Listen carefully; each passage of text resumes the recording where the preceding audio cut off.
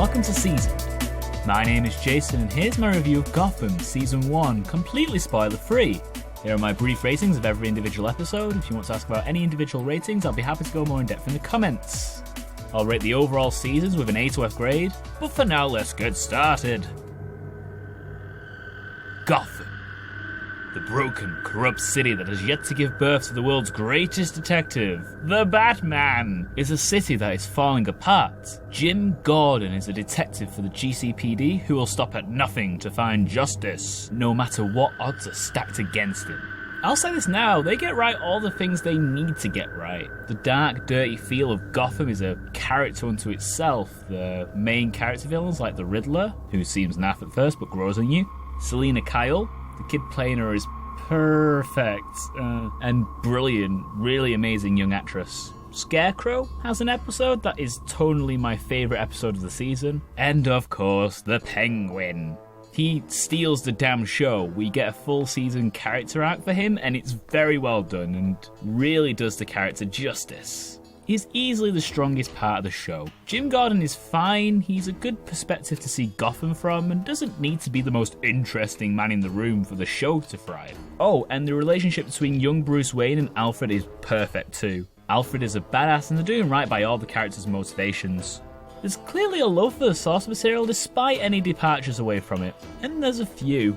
The worst of these departures is probably Fish Mooney, Jada Smith's character, the strong, independent lady mob boss. It takes a lot for someone to look like they're overacting in a show like Gotham, but well, here we are. She's not as bad as everyone says she is, she's just nowhere near as juicy and interesting as everyone else on the roster, even though she pretends to be. The episodes with her not in it are few and far between, but when they happen, they are so much better pacing-wise. What a coincidence.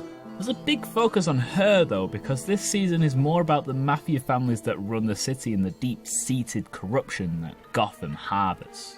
I really enjoy watching these turf wars and power plays happen whilst Gordon scrambles in between it all. It's still setting up its more outlandish supervillains, but I think we'll see more of them next season. You've probably heard that the show isn't subtle. True. References to future villains for Batman are as subtle as a big clown hammer to the face, but what are you expecting? True Detective? It's a Batman prequel. All that matters to me is that they get the origins right and stay true to the characters we know and love. And I think they do. And I actually really enjoy myself watching this. As for other bad points, the series lags a little bit around the first few to mid-series episodes, but even then there's a lot less fluff than I was expecting, especially compared to something like Arrow. If you can get past the major deviations from the source material in areas, then Gotham is pretty fun.